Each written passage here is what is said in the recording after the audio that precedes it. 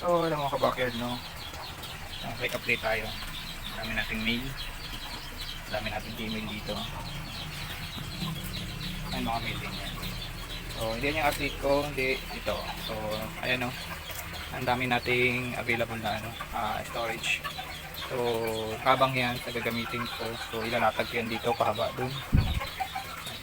So busy lang at hindi ko magawa ngayon kasi may trabaho pa. Nga pala, may nakita ko na to sa sa TikTok. Ilagay ko na lang yung link yan sa may comment section. So check nyo na lang. So suggest ko, may nakita kasi ako yung malalim na to, mura lang. So yun na lang siguro piliin nyo kasi sa ganito kababa, yun nga yung concern ng iba, mabilis makatakas kasi mababa nga.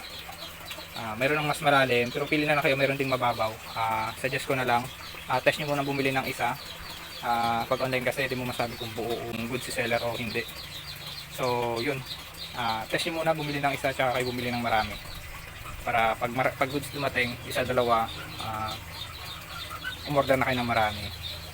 Pero kapag sira, so hanap kayo ibang shop.